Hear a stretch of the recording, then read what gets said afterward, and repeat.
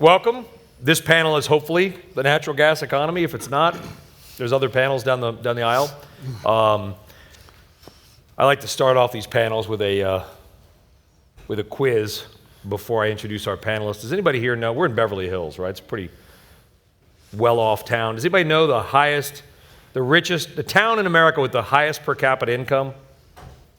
Anybody guess? What's that? Close. It's part of Tenafly officially, but Midland, you are right. There's no prize. It's Midland, Texas. Midland, Texas. And it's all part of the resource boom that we're here to discuss, and also how to balance it out with environmental concerns. So welcome, everybody. I'm Brian Sullivan. I'll be moderating this panel, and in no particular order here. We'll go from right to left. We got Ralph Eads, Vice Chairman of Jeffries. Got Governor John Hickenlooper, the great state of Colorado. You got Stephen Green, who is you got a long title, VP Policy, Government, and Public Affairs for Chevron. Doesn't fit very well on a jersey. You have two cards? Yeah, to be continued. See other card? Yeah, exactly. Then we got Fred Krupp, President of the Environmental Defense Fund, who is a milking newbie. I found out this is his first conference, so we're just going to pound him into the ground. I'm just kidding. All right. The cool thing about natural gas is you get to use words that you don't normally use in sort of everyday life, like quadrillion. And apparently the U.S. has about 2 quadrillion, that's 2,000 trillion cubic feet of recoverable natural gas. So Fred, I'm going to start off with you, because obviously we've got some sort of the industry over here, and you and the governor, I know, have worked together on some rules. We need gas, we need power, we've got a lot of gas. We don't want to destroy the economy or the environment. How do we balance that out? Easy question.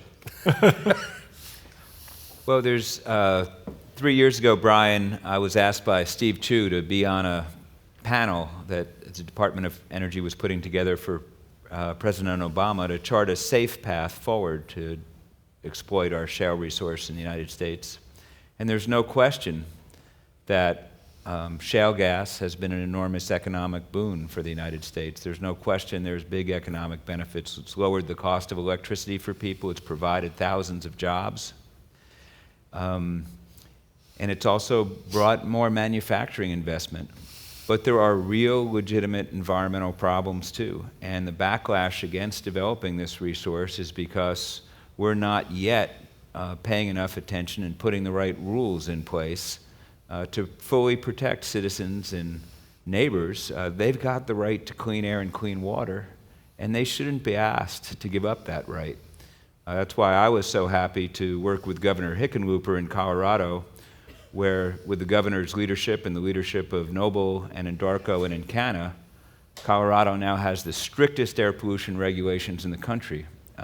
There are ways to get the regulations right, Brian, but it's going to be a multi-year process, and we've got to keep at it, and we've got to have more companies coming out in favor of the right regulations.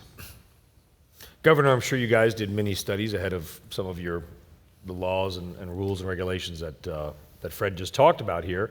There's still a lot of questions to be answered, though, right? Like, how much is the water table, if at all, damaged, right? What is the real impact, perhaps, of seismic activity from fracking, right? We have ideas. How much have you guys found that you can share with us today about the real impact that you guys have found out, if anything, Governor?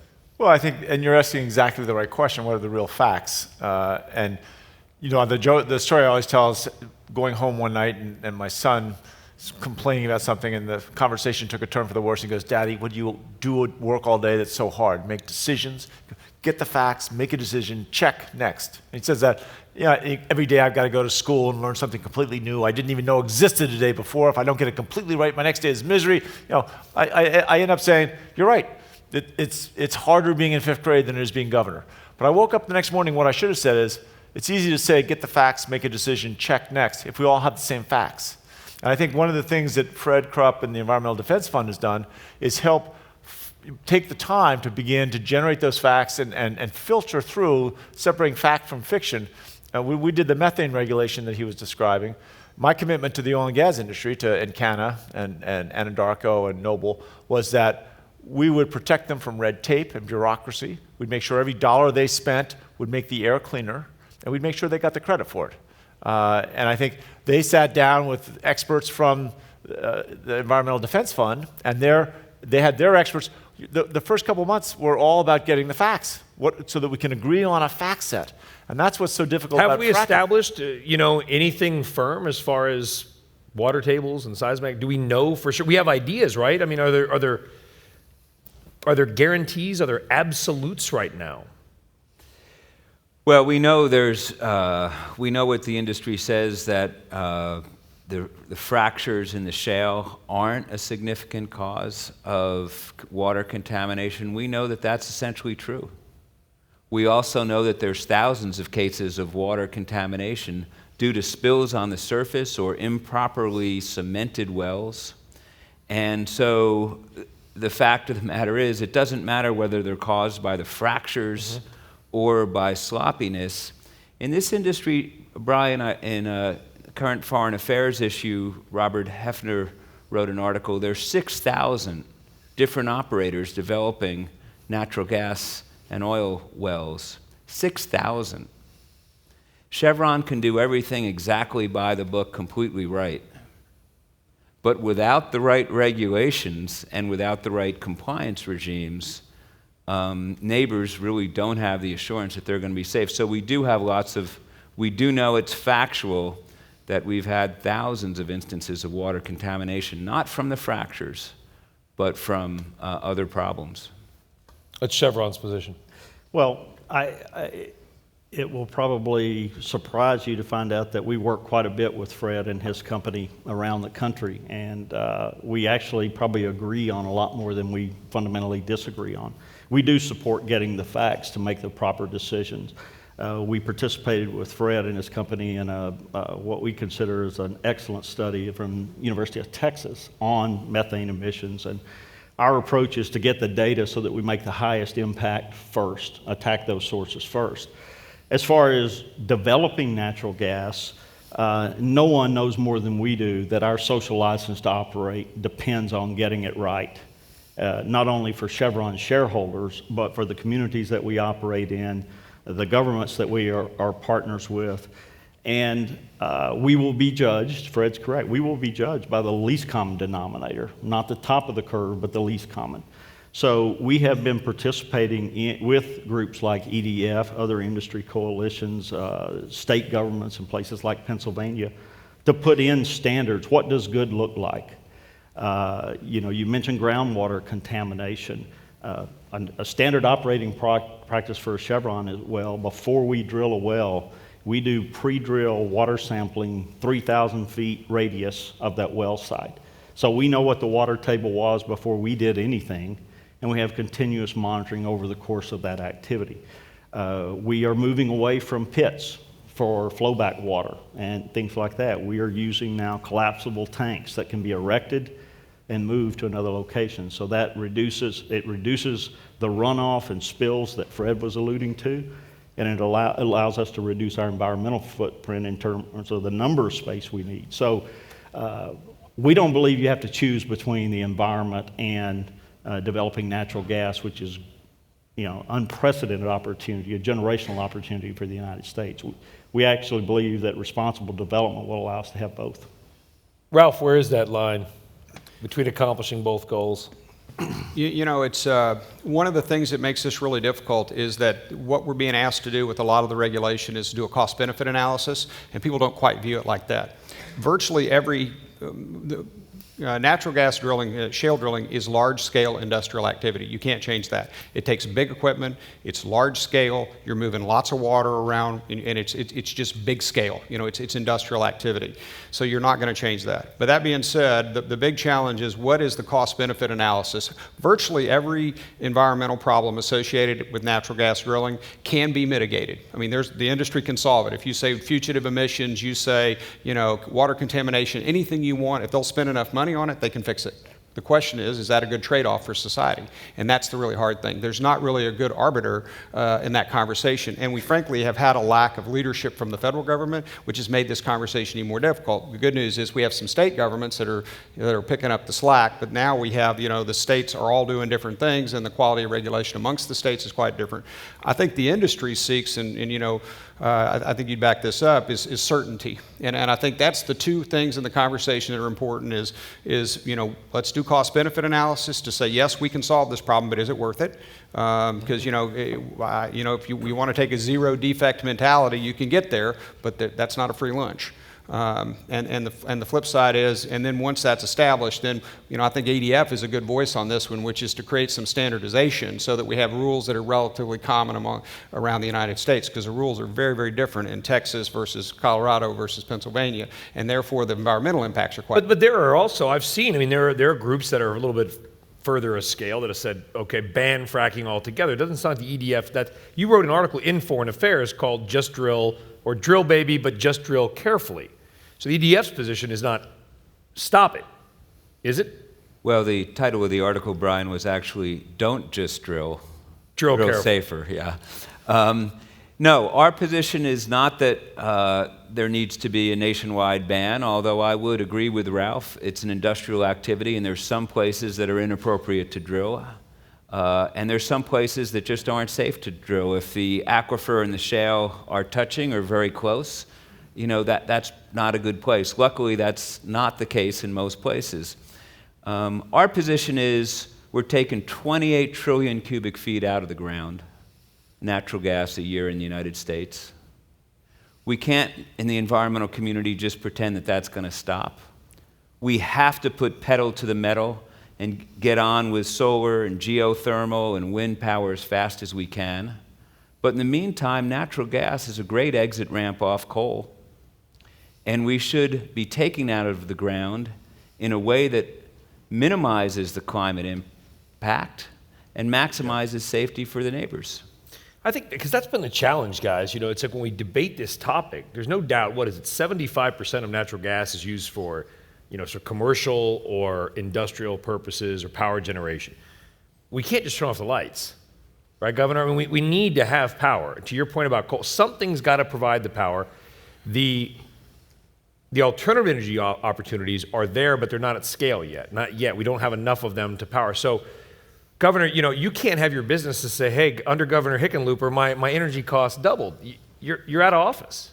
How do you balance that? Well, and inexpensive natural gas, which you can't get without fracking, right? When I was a geologist back in 1981, we were fracking wells. And all these years, until we really started doing directional drilling, 10 or 15 years ago, no one really noticed. But now there's such heightened interest in this that people do care about it. And I think that inexpensive natural gas is reducing carbon emissions to the level they were back in 1961 on a per capita basis. That's amazing, right? That's transformative. It is lowering people's budgets. In many states, it'll average over $800 a year for every household. Do you know how important that is for, elected officials spend their lives trying to get $500 or $1,000 into every family? That, there are so many benefits that it really raises the stakes that we do figure out what is the appropriate framework of regulation. And so I'm the chair this year of the Western Governors Association. Ralph's asking about, how do you deal with these different states? Well, I think the Western states are now beginning to talk to each other and say, all right, what is, if can we sit down with the environmental community and the industry and say, well, on a regional basis, what does this look like? That makes sense. It's not red tape. It's not. Does that mean you're looking past the federal government? Yeah, well, I think that any regulation. You just decided we got to do it. If they're not going to do it, we're going to do it. The local regulations, like on a county level or a city level, those are where people always first turn. But something like this, probably on a state level, makes the most sense. And to figure out if the states can agree to regulate methane in a way that doesn't waste money, that does, dramatically improve air quality. I think most of the states will join in on that, and I include. People don't realize that Texas has a very rigorous regulatory environment. Everybody acts like Texas is just drill, baby, drill. They're not. They're very protective of air and water. Pretty much every state is. It's interesting though, Ralph, because if you look at some data, actually, the growth in spending seems to be slowing down, especially on new land purchases, leases. Do you feel like right now we're sort of, and I hear from CEOs about manpower and labor scarcity, because a lot of these guys will live on these places for 2 weeks and go home. I've been to Midland, I've been to the Eagleford, I've been to Williston. Do you feel like we're sort of at a peak for now? Well, one of the things, it's very fascinating what's occurring. When you think about shale gas drilling in the United States, the industry as we know it is really about 7 to 10 years old. So we're in the third inning of the game in terms of understanding how to actually do this. And so technologies are evolving quite rapidly. So two important things are, one, the recovery per well is getting much, much higher. So in the last year, we've seen the last 3 years, a 30% increase in the average recovery per well. That's like stunning. Well, name another big industry where you said, oh, wow, our basic efficiency went up 30%. And that's what's happened in the natural gas business. And the other thing that's important about where we're headed is that a lot of the natural gas drilling today is related to drilling wells that have liquids production with them. And this is a really important dynamic. So what's happened lately is the drilling of dry gas wells is going down, but the drilling of wet gas wells is going up. All right, hold on. This is a lot of people. I'm asking for myself, actually. I'll just pretend it's for the audience. Explain the difference. What do you mean, dry gas, wet gas? So essentially in the earth, the hydrocarbon deposits exist in three basic forms. There's crude oil, black oil, okay? That's going to be at lower temperatures and lower pressures. As you move into a higher temperature and pressure state, you get a transitional phase where you produce natural gas with natural gas liquids, or condensate as it's called. Associated, they're produced together, so the stream has both. And then you get in deeper in the earth, higher pressures, higher temperatures, pure methane, where it's dry gas. And those are quite different in terms of their production, and those products have different value in the market. Crude oil has a different value than natural gas liquids, than dry gas. And what's been driving the industry, the gas industry, has been the production of gas where the associated liquids, because the liquids are very valuable, more valuable than the dry gas. So today, very few dry gas wells are economic in the United States. An interesting twist on this whole conversation about supply reliability is today's price of natural gas doesn't actually support dry gas drilling. And if the price of natural gas liquids were to fall, which I think there's a significant chance that may happen, I could explain why, but then we might see a reduction in drilling of those kinds of wells. So to get to your point about well drilling, what's happened is we've reduced the number of dry gas wells being drilled, but we've increased substantially the amount of wet gas wells being drilled. And that's what's driving the industry. Okay. But those economics are complicated. Stephen, I'm sure you've looked at the economics. I mean, if Chevron were to buy or lease a couple plots today, could they make money doing it? We're currently operating in the United States, in Pennsylvania, Permian Basin of western Texas, New Mexico, but the bulk of our natural gas activities outside the United States, because as the chart that's on the screen clearly shows, the demand for natural gas is growing dramatically around the world. Now, most of the rest of the world is in liquefied natural gas, and that's where most of our activity is. Chevron's fortunate to have a very deep portfolio, and we, like any successful company, make portfolio decisions, and economics are an undeniable factor in that. But just to build on something Ralph was saying, I think, as he said, hydrocarbons from shale formations are a relatively new phenomenon in this country and around the world. So the industry is very much still on the steep part of the learning curve in terms of how to do it, and how to do it safely and responsibly. In Australia, we operate the Gorgon project, which is a 40 trillion cubic feet of natural gas LNG project. That project will have with it the world's largest carbon capture sequestration part of that project, and we will capture the carbon from the gas and re-inject it 1.5 miles into reservoirs 1.5 miles underground, and thereby, eliminating some of the issues we have in burning it or other things.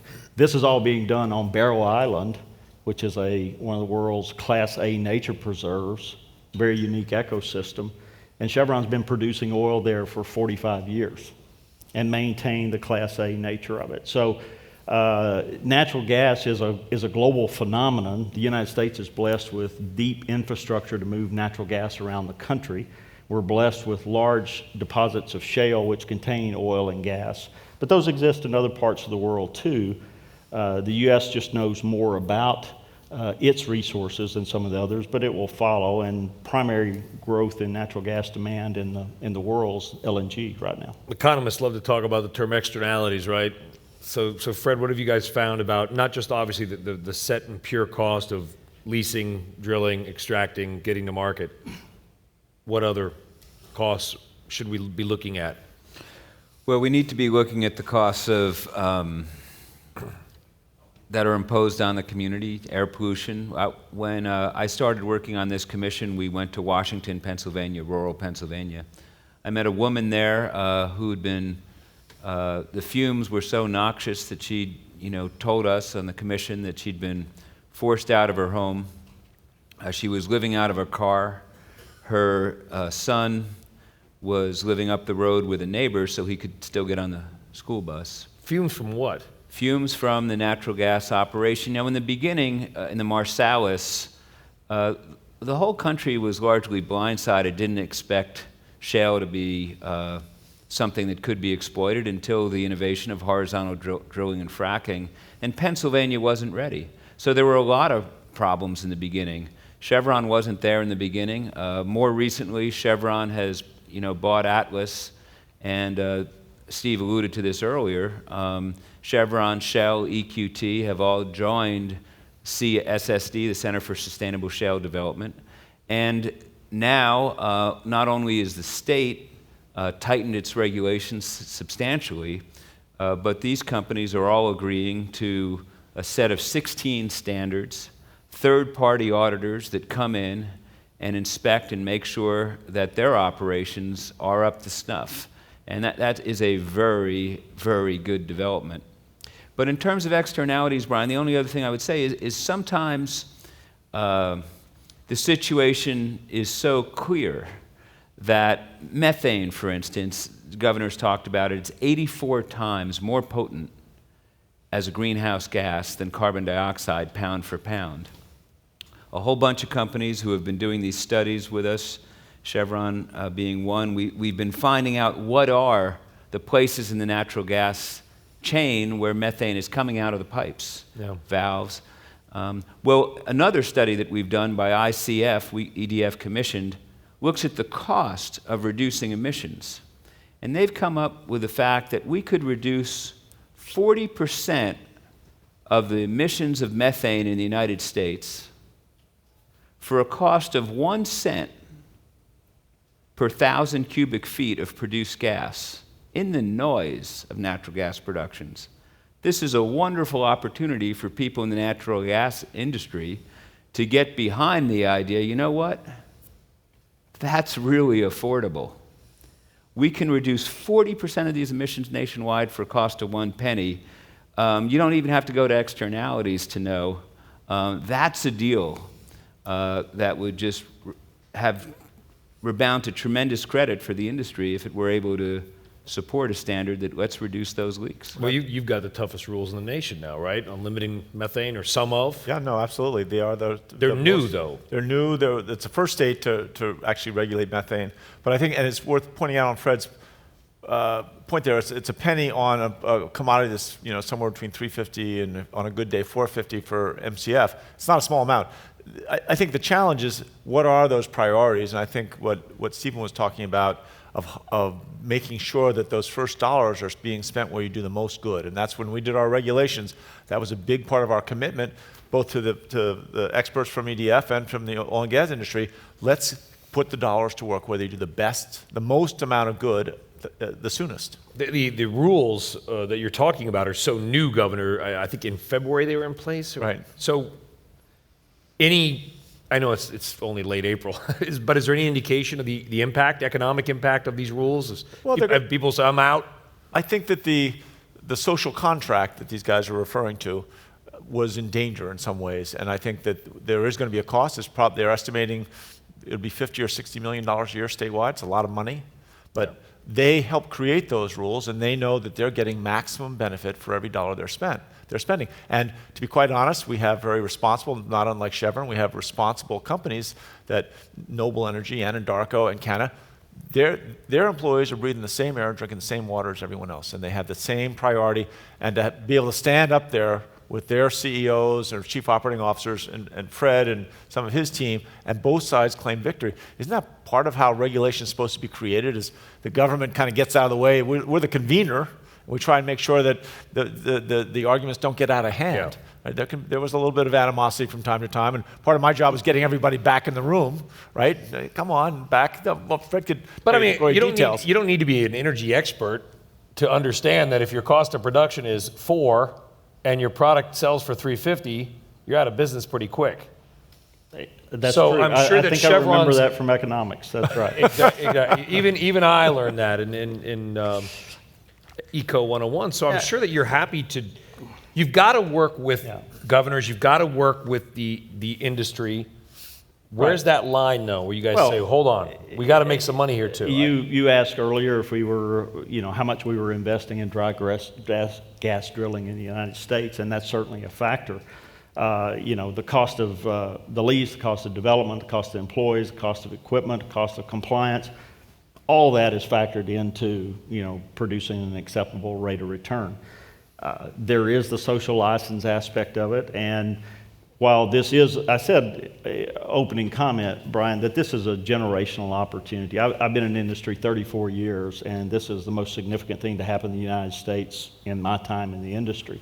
The governor mentioned that as well when he was a geologist, early days of his career. So we need to get it right. We can get it right. We can do it right the first time. We don't have to choose, well, we want natural gas that enables manufacturing and jobs growth and all these things, and we'll clean up the environment at some point in the future. We can make these decisions in parallel, and we can do it right the first time. Ralph mentioned the industry can solve any of these problems. Now, one of the things that we would like to see as a participant in the industry is stable, transparent regulations that understand that cost-benefit trade-off, because there will be a cost. And the market may well provide for that. And we would hate to see a patchwork of regulations that are confusing and conflicting between, Colorado and Wyoming and Utah and New Mexico, and then you go to Pennsylvania and it's something different. And there's been talk of, federal regulations that might overlay that and cause even more confusion. We don't think that's the appropriate way to go about it. So we've been happy to participate in some of the things Fred talked about.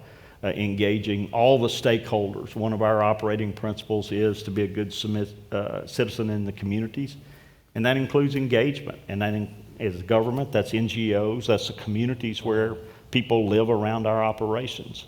But obviously, to your question, cost is a factor, and that will be assessed by companies of how much drilling and how much development goes on at what pace.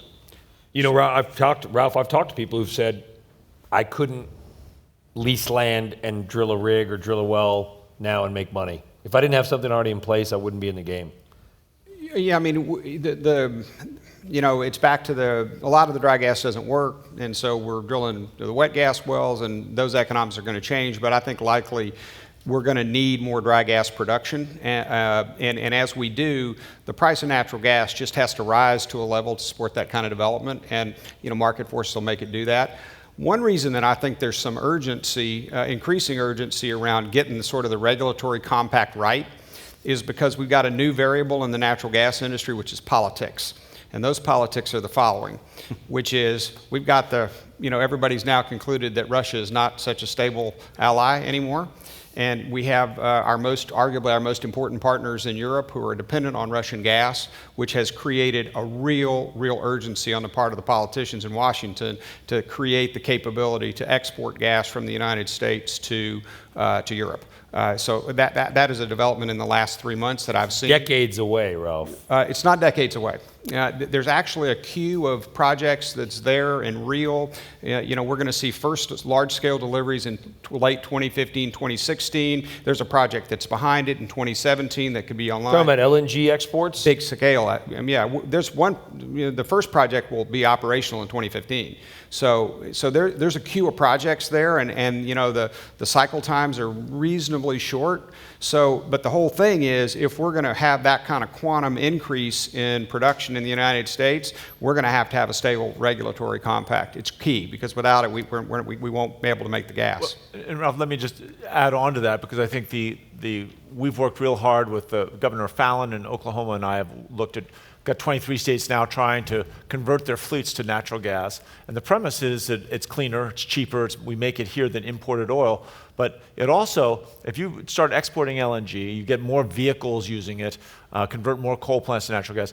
Even with its abundance, we're going to raise the price, right? And so the price can go up a buck, couple bucks, all of a sudden it becomes economic again. They can afford to pay that. Hardest thing for us is to negotiate regulations on something where they're losing money, right? Where people already aren't making the dough. But when you start exporting it, all of a sudden wind and solar and geothermal all becomes more competitive. So there's real benefits towards not just helping Germany and the rest of Europe to get natural gas. If you can get it there. But you can get it there. It costs, what, $5? Yeah, but the volume to get it there, that's what I'm talking Well, I'm about. Yes, saying, you may but have per a MCF project, but to get enough gas to Germany to make a dent. But what's Germany paying now? $12 an I was going to ask you, where's the price in spot price in China and parts of Asia? So Asia would be roughly $16 per MMBTU, and Europe would be, depending on where you are, between 12 and, call it between 10 and 14. But that's economic, and in fact, I have a chart in my slides that shows that. You can, Chevron has a big project going on the west coast of Canada, which, the North American gas market's integrated effectively. So, and that's their strategy to tap into that. There's vast reserves. Yeah, I think China has more reserves than we do. Estimated? Maybe. But they have a lot. They have a lot, but So why is it 15 to 16 bucks there? because they don't have the infrastructure to produce their domestic gas, and it would be very difficult for them to create it. They have real land use issues. They have topography to deal with. It would be very difficult. And the most expedient path for them is to import LNG. The Chinese, by their own admission, have some 15 LNG import terminals in the pipeline. That would roughly double the amount of LNG being consumed on the planet. Most of those prospective resource positions you're talking about are located in the interior, remote parts of China.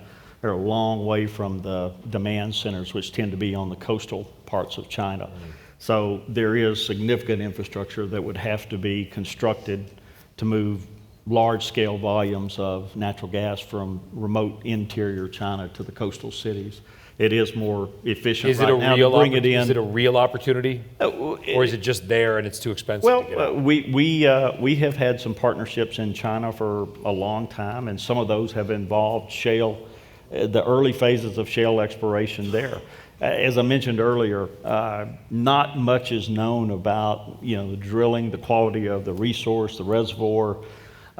There's infrastructure issues, so it's going to take a while, and you can't go to any conference without talking about China, so we might as well talk about it now. And their impact on world energy demand has been profound. But most of that loads on, the coast of China or within a few hundred miles of the coast. Well, it would be a good thing, though, Brian. They, more than anyone, needs an exit ramp off coal. They need to reduce their increase in number of coal-fired power plants they're building. And natural gas, whether it's homegrown, they do have the largest technically recoverable reserves. Whether they're economical to exploit or not, that is unknown. Shell and Chevron and others are working on that with the Chinese government and Chinese state-owned enterprises. But they've got to do a lot of things to clean their air and to minimize their greenhouse gas footprint. This license to operate thing turns out to be important when it comes to politics, because in Europe, in Germany and France, you have bans now on exploiting shale. Obviously, it could make a difference if those bans weren't there, but there's... Fred, are you referring to the social license that's even referred to, the or an social actual license? license? The social license, and in that case, there are legal bans in France and legal bans in Germany after the last election. So there's got to be more than the statement that it's theoretically possible, it's technically possible to do it right.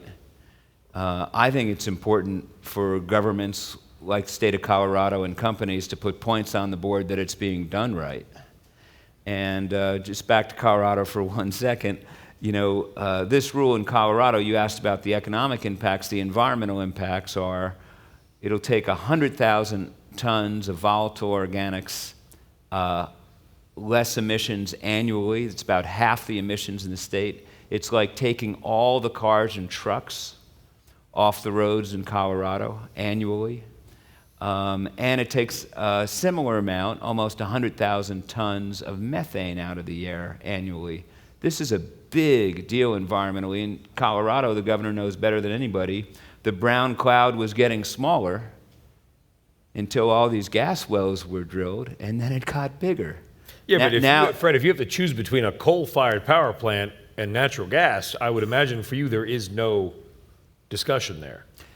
There is a discussion because while natural gas, Brian, burns cleaner in terms of sulfur and mercury and particulates, if you do it sloppy, you release a lot of noxious fumes that not only increase smog, make neighbors sick, but it can be worse for global warming because the potency of methane, for the next 20 years, half the global warming we're going to see in the world is due to these short-lived climate forcers. The biggest part of that is methane. A third, 30% of the global warming we're going to see in the next 20 years just from methane. So, yeah, my choice would be let's put pedal to the metal on solar, geothermal, energy efficiency, and yes, we're going to need natural gas to help get us off coal, but let's be damn sure we do it right. And right now, there's a ways to go. Colorado's leading the way. Wyoming has enacted better air pollution regulations, and they are now requiring water testing before drilling, which is a good thing.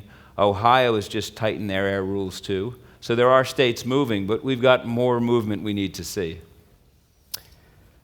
Well, certainly, I think I've said several times, Chevron's position is it can be done right, and we believe we are doing it right. We believe we have a track record of sustainable development in Pennsylvania and other places. As technology moves forward, we'll learn more how to do that better. One of the interesting things about the University of Texas study that Fred and EDF are participating in, along with us and several other industry participants, it took a hard look from putting monitoring on physical natural gas production locations to get the hard data about how much methane was being emitted and where it was coming from. The EPA had put out some statistics in 2011. The first phase of the study looked at well sites, and it basically confirmed that the EPA estimates were directionally right. What we did learn was that where we thought most of the emissions was coming from turned out to not to be as big a deal, and pneumatic controllers and flowback, in other words, cleaning up wells, were larger than had been assumed. So the second phase of the study is taking a very clinical look at those, about what we can do. That's what I meant when I said we support getting data-driven decisions so that we attack the big infrastructure first. It is, though, having been to Williston, which is just, anybody here been to Williston? Not you guys. Oh. Of course you've been there. Why have you been there? No, anybody? Yeah, I mean, it's wild. Have you been there, Fred? Not yet. It's the Wild West. It's gold rush. It's unbelievable. I mean, it was, first off, you wake up in the morning before the sun wakes up and you see fire everywhere because they're burning off the excess gas. There's hundreds of flares in the sky. It's really a little. My hotel was brand new and was on a dirt road. And it was, they wanted to put the hotel up before the road. They just needed to get the hotel up. There's no rooms. My room was like $4.99 a night, at basically a, sort of a brand new, like a Comfort Inn type place. A guy was paying $1 million for less than an acre of land.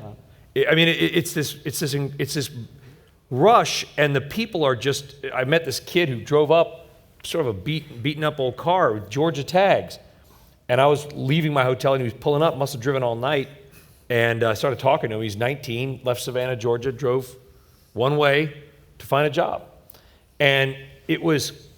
And it's as bright at night as the city of Chicago. Is that all the gas? The flares were, I have to say, a third of the production. But is that harmful? I don't know. I mean that as a real question. It was impressive and a little scary. It's not good for America. It was scary to be looking, wasting that much resource. No, but they can't get it out. I said, why you burn it? Well, they can't get it to market. Well, you've got to build the pipes. As Ralph said, Brian, what they're doing is producing oil and liquids, and this is the associated gas that's with it, that right now has to be burned for safety reasons. You certainly can't just vent it into the atmosphere and have these volatile clouds floating around. Better than venting it. There is no natural gas infrastructure in North Dakota to capture this and sell it. From an industry perspective, just as you can take this to the bank. Methane's what we sell. We have every incentive to capture all of it and sell all of it we can. So the notion that we're just going to let it go into the atmosphere and we don't have economic Could methane be incentive. profitable? Methane's what we sell. CH4 is what natural gas is. Of course, it's profitable. But the and we burn-off have that we're talking we have every economic incentive Where there to aren't- capture it where- and sell it.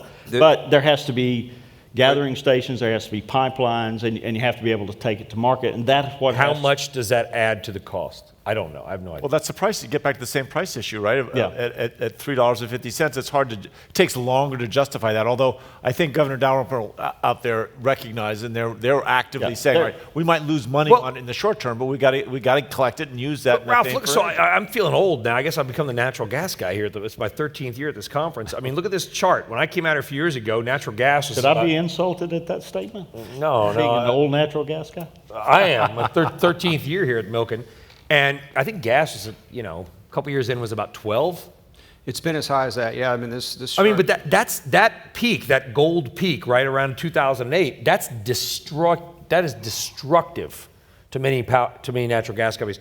Is that a stable chart to you, or is that unstable or unstable over 15 or 10 years that would make it too risky to get into the business now?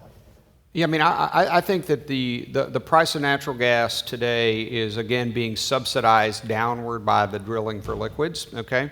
That, in my point, is going to abate for a couple of reasons I could explain, partly the price of liquids, but also just the number of opportunities to drill liquids-rich wells. And so we're going to have to see gas prices migrate upward. I think that's good for the whole complex. It's not quite as good for the consumer, but gas is still really cheap. And if you compare, natural gas to any other fuel on call it an adjusted for its environmental impact, I mean, natural gas is the clear winner. And that's why the country is just adopting it. I mean, it's not, with absence of policy, it's just winning in the marketplace. But I think the salient point there is we're going to have to see gas prices at a higher average price, natural gas prices. Where? What's a good number? $5, $5.50. Over a decade? The industry needs to believe that's the price they can bank on. That's today they think the price is $4. I mean, if you just surveyed the industry, the leaders would say we think it's $4. They need to think it's $5.50, and we have to see a pretty significant shift. But I think that's coming due to market forces. I think regulation is going to drive the price And the up. reason, Ralph, I brought up Williston was it was eye-opening, and the reason I brought up the Midland, Texas point. But it was, to me, just as a neutral observer, it struck me as a frenzy. It was a girl that ran a coffee stand, right? Called the Boomtown Babes, and they sort of, it's a lot of men there. Let's just put that. So they kind of, whatever. And she told me regularly, customers come in for a morning cup of coffee, $2, and give her $100, and don't ask for change. There are apartments going for thousands of dollars for studio apartments, and it struck me as a danger. Well, one thing I know about history is it repeats itself, and frenzies rarely end well. And I thought this smacks of other industry. How sustainable is this, Ralph? Honestly, Well, it made me nervous. The one thing about the oil business, so that's the oil business, okay? So that's not natural gas. What's driving the Bakken Shale is they're producing oil. Natural gas is just a byproduct. But it's there. I mean, it's part there. of the thing. And if gas prices were higher, then people could afford to build the infrastructure and take it away as opposed to burning it. But the oil business, the United States is a small player in the oil business. We're a big player in the natural gas business, but we're not a small player. We're a medium-sized player. And so, in terms of sustainability, I think the oil side of the U.S. industry is very sustainable because what's happened now is the rest of the world is declining in terms of oil production, basically, and the United States has picked up the slack. Oil prices, in my view, might be $150 a barrel had we not found shale oil. Okay, because that's the other untold story. Yeah, we've been talking about natural gas. And let me give you the interesting sort of headline here. If you look at what's happening to the cost structure of the oil industry in the world today, it's going through the roof. So companies like Chevron are having to spend a lot more money to replace the barrels that they produce today. Costs have gone up for all kinds of reasons. The consequence of that is that the price that I think there's a real risk on the oil price side. And so another reason, in my view, for the United States to get behind a regulatory compact that allows us to ramp up natural gas is because the economic consequences of $150 oil would be very, very destructive to the U.S. economy and to the world economy, not just us, but everybody else. And that is a real risk I see because of the cost structure changing and making it so much harder for the private companies to replace the oil. So what's the trend among the big oil companies today? They're cutting back on capital because they can't earn good enough returns on these projects. That is a really undertold dynamic. The only response the United States has to that very destructive reform in the near term is gas. The reason oil would be destructive to the economy is not oil, it's gasoline, right? Gasoline, So, right. so there's a pretty smart guy here at this conference, Boone Pickens, right? He might even be in this room. He threatened to come in here. He told me I looked fat earlier, which bothered me. And Boone's a great guy, and I had him on today, and he said he thought prices are going up. But of course, we know Boone's plan. We've had him on this stage. We've talked about pushing transport. Now, right now, it's commercial trucks, and it's happening slowly, but it's happening. And there's electric vehicles, Smith in Kansas City and some other places.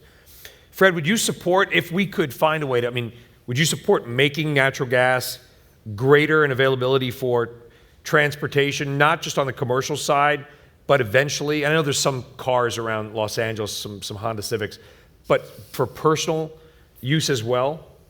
Is that something you would get behind? On this one, I'm with Steve. We better get the facts first. And the facts, we just don't know yet when you fuel a car with natural gas, especially in a home station, what the leak rate is. We are studying now the LNG trucks and how much they leak. They vent by design because if they're not driven enough miles, they vent. When they're going into stations, they vent before they fill up. So this is something we're studying, we're looking at. Well, my gasoline-powered car vents. All right, in a way. Not methane. No, but you understand it's my point. Extremely destructive. It's a huge part of our global warming problem is methane. So I understand the advantages from an American national security standpoint if we could use natural gas safely, and I hope we can. I hope the industry, the equation here is from the well to the car or from the well to the burner tip, overall, what is the cumulative total of the leak rate? There's no question in my mind that if the industry put their mind to it, they could reduce methane. And in many cases, about half the cases, there's a profit motive, as Steve says, and the other half the cases there isn't. There's no infrastructure or the valve costs money to replace. There's a tiny incremental cost. But until we see evidence that the leak rate has been brought down and the leaks in cars can be minimized, no, I think it's too early for a big rush to natural gas vehicles. Well, Fred, I think so gasoline is safe. Just to be fair, the industry has made progress in reducing methane emissions. You know these facts as well as I do, but in the UT study, 67% of the wells we looked at that were hydraulically fracked had processes and procedures that reduced some 98% of the previous generation's emissions. So we're not standing still. We are making progress. No, Steve, I agree with. And we are reducing flaring and venting. As I said, there's economic value of that to companies like mine or Ralph's or anyone's that we want to sell that. We do need to continue to gather the data and address the historical infrastructure that's been installed, where the cost benefits there going forward. Moving to low bleed pneumatic controllers and all these things that, as technology marches on, will actually be an enabler to doing just what you're advocating. I am confident, we will solve these issues as an industry. We have every incentive to do so, from the social license to operate to just pure economics. So Steve, just to draw that out a little bit, the EPA put in a regulation that applies to dry gas wells that requires an enclosed completion of the well, And we found in our study together that that does reduce emissions from that part of the operation by 97%. Right. It's terrific. Unfortunately, that regulation does not apply to the wet wells or the oil wells or the hybrid wells, which, as Ralph has pointed out, is just about the only wells being drilled right now. So there has been progress, there's no question, but the top-down studies that are being done by many universities, some EDF has no relationship to, a recent study out of Harvard show that when we look from airplanes, we see about as much as 50 to maybe even 75 or 100% more methane emissions from the oil and gas industry than when we look bottom up. So we've got to figure this out. And in the Eagle Ford, we've had a bunch of teams with airplanes and bottom up trying to figure out how do we get the best data. I think we're finding that while we've made progress, there's a lot of opportunities for more Governor, progress. I don't need to tell a sitting politician this, but if gas prices go up $1 a gallon, you're in big trouble politically. I mean, there's nothing that impacts, and the problem with gasoline taxes, and I don't mean as a tax, I mean gasoline is a tax in many ways, especially on the poor who may have a longer commute and obviously less disposable income. Every CEO on CNBC, when gas prices go up, say it takes X dollars out of our customer's pocket. That's it. It goes away. Right? It doesn't come back. So you've got to be responsible with but you've also got to make sure that whatever you're doing for the people of Colorado, I assume, that you can't have energy and gasoline prices spike. Sure. No, and I think there are two great drivers of policy. One of them is cost of household budgets of things like gasoline. But even if the price of natural gas went to, say, $5.50, using natural gas in your car is still $1.25 cheaper than using gasoline, and cleaner and better. Now, we have to solve the problems that Fred's talking about. I'm not diminishing that, but certainly in a lot of our uses, there's a way to use that, and that'll mitigate the rise of gasoline. The other thing, we've got the other driver of public policy is jobs, right? In Colorado, we've got about 111,000 jobs right now in the oil and gas industry. The average pay is $106,000 a year in Colorado. More than half those people never finish college. So those jobs are essentially irreplaceable. It does not in any way give any company the right to pollute, to spew whatever noxious fluids into the air or water, but those are real jobs that matter to real people, and the ability to have a fuel that can... It also creates manufacturing jobs because it lowers overall costs. We've had people that have been on CNBC that have come back to America and said, now it's economic for me to open up a manufacturing or fertilizer plant, or all kinds of places that are going to end up being scattered around the country. And there, again, more jobs, but always we've got to keep a very rigorous framework and make sure that the air and water is clean, that social contract is maintained. Ralph, it's interesting too, because with what Fred is saying, everything that they do that regulation-wise, it's going to add a penny here, a half a cent there, a nickel here, whatever, and it layers up. Is there a break? I'm trying to get back to a point where this boom that we've talked about now for a couple of years would become a bust. I actually don't. From the company's perspective, the answer to that is no. None of the kind of regulatory framework that's being talked about it adds, in my view, a cost where the industry can't make money. Now, there'll have to be a period of adjustment, right? And my argument for the industry is why not go capture the flag with being ahead of the curve environmentally, and I think that's one of the reasons you got Anadarko and Encana, et cetera, in Colorado. Yeah, I think it's good business. I think Chevron has similar examples. I think that, now the one thing you do deal with is the bigger companies have tended to be more embracing of that. But in the United States, my number won't be exactly right, but probably 50% of the wells in this country are going to be drilled by small companies, right? They don't have the same issue, right? Because they're not a Chevron or an Anadarko where they have a public profile that they worry about and they're not thinking about. They're just trying to maximize profit. So one of the biggest challenges we have is it's quite a diverse industry. We have very, very large companies and we have very, very small companies, and they're doing all kinds of different things. So one of the challenges is, but would a consistent, thoughtful regulatory framework raise costs unreasonably? The answer to that's no, in my opinion. Well, obviously, listen, you mentioned Atlas. I believe you worked on that deal, right? Chevron Atlas. So at some point, you guys are pretty smart. You looked at the books and said, we can still make money in this industry. We're going to make a deal. Yeah. And that's exactly right. And I just think, Is there still money to be made now in natural gas? you know, that's a really difficult problem. You know, Chevron is has kind of voted on that one, which is to not drill gas wells right now, or not very many of them. And I think that, you know, that's the whole thing. We need a price adjustment. And, you know, the industry, you know, and we have this effect with the wet gas wells where we're basically subsidizing low gas prices. That's having an unintended consequence, which is that we're not developing the dry gas side of the program, which is what we need in order to build the kind of volumes that are needed to support LNG, to support vehicles. Because the truth of the matter is, this is what nobody's talking about. The U.S. natural gas industry probably needs to be, over the next decade, 25% bigger. On what side? Production. I mean, just saying, if you kind of look at the world, see, no one talks about this, right? You know, the industry grew at 3.5% in the last decade, roughly. Okay, it needs to grow about 5% or more. If we have LNG, and if we're going to go to any sort of significant contribution to vehicles, and if we're going to substitute for coal, the industry needs to grow 5 to 7%. And so that's my whole point, is we've got to put the economic incentives in there. There's got to be the regulatory compact. There's a lot of wood to chop in order for the industry to grow at that kind of stuff. What's the likelihood of that happening? I think it's pretty reasonable, actually. People, you know, no one thinks in these terms but the truth is, there's no alternative.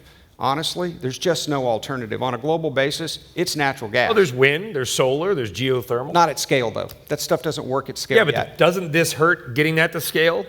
Doesn't cheap natural gas make it harder to put up a wind turbine? Because you say it's just not going to make Cheap natural gas hurts nuclear, it hurts coal, and it hurts renewables, but it's what America has, and we're going to drill a lot of it. We're drilling a lot of it. The trick in my mind is, you know, making it as beneficial as possible for climate, safe as possible for people, while we do everything we can to push out the things that are truly clean and long-term we need.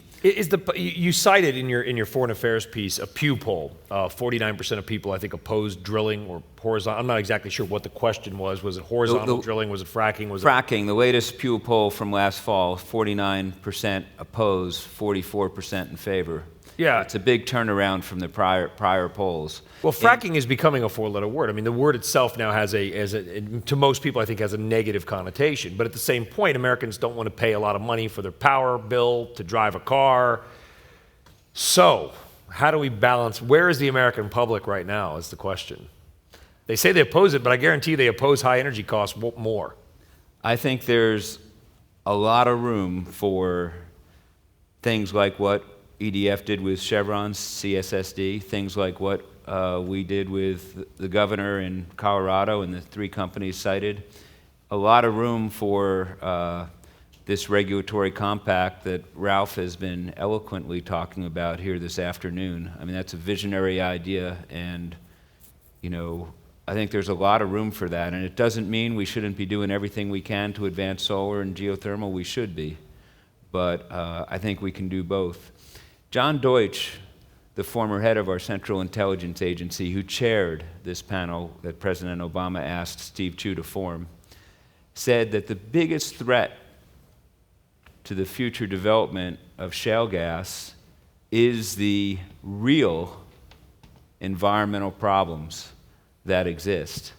And what he called for is a real transparency of industry not only solving these problems, but taking real-time measurements so the public could see that emissions are going down into the air and into the water. And that data, I think, much more so than any news release or advertisement, is what ultimately I think will reassure folks. And actually, I love the way that Ralph said it earlier, time for capture the flag for industry to get ahead of this, because the truth is, with sensors becoming less and less expensive and more ubiquitous, and the internet, that transparency is coming. Citizen scientists are going to be taking levels of volatile organics and methane and everything else. So let's get on with figuring out how to reduce emissions, how to measure, how to monitor, and share that information with the American public. That, I think, is the only way you're going to get to the sort of increased use of natural gas in this country. Governor Sullivan Energy Corporation wants to drill for natural gas in the great state of Colorado. Is it happening today? Not for natural gas, for all the reasons that have been covered. But I think Sullivan Energy looks at long term. We have our own basins which have wet gas, so we're still getting we're hurting the cost of natural gas right now in the same way that's happening in North Dakota. But you'd still be welcome. We trust you'd be a responsible developer. You guys could burn hemp. Right? Bob Iger was in the other room. He's the happiest place on earth would then be Denver, not in Disney. Do you know how much money it would cost to generate energy by burning hemp? I don't want you to know what that's selling for. I don't know if it's an efficient energy source or not. I just know that the Mile High City would have a whole new meaning. It would be perfectly fine. Last words, Ralph. Where do we stand now? Should we buy energy stocks? Yeah. Buy Chevron? Yeah. Absolutely. Absolutely. Yeah, absolutely. You know, one thing I just think that just conclude as a positive thought, but, you know, just as a bounty for the country and, you know, the opportunity that exists to, you know, reiterate your point, it really is a tremendous thing. And I think it's maybe not appreciated. And I think, frankly, the environmental community has a really important role to play here to kind of create an environment where the country can develop these resources responsibly. And I think I think there's an opportunity for partnership between the environmental community, the government, and the companies to really do something great for them. Yeah, and we'll wrap it. I'll tell you what, the one thing to take away from this session, and this gives me a lot of hope. I like to leave on a positive note from these sessions, right? A lot of them are like, the coming crash, you know. It gives me hope that you at Chevron and Fred, the governor and Ralph, that you guys are talking, that you're able to have a civil conversation. You're not always going to be on the same side. I guarantee there's a lot of things you might greatly oppose. And we see a lot of fighting in the world now, especially a lot of rhetoric, most of it coming from the other coast, right? So it's a reason to be optimistic that you guys are going to figure it out. I think that's right, Brian. I think this is an unprecedented opportunity to revitalize the American economy, but not at the expense of the environment. And I firmly believe we don't have to choose one or the other. I think we can have responsible develop, take advantage of this opportunity. Somebody mentioned earlier, manufacturers are coming back to the United States. We want those jobs. We need those good paying jobs. We need our economy to be competitive on a global scale. And the opportunity's there for us. We just need to take advantage of it and do it in a responsible fashion. Economic growth and environmental safety. Let's go have a cocktail. Sounds perfect, doesn't it? Thank you. You did great, Fred. First time milking is a win. Governor, thank you. Stephen, thank you. Great job, Ralph, Brian. thank you very much. And thank you all for coming. Do appreciate it.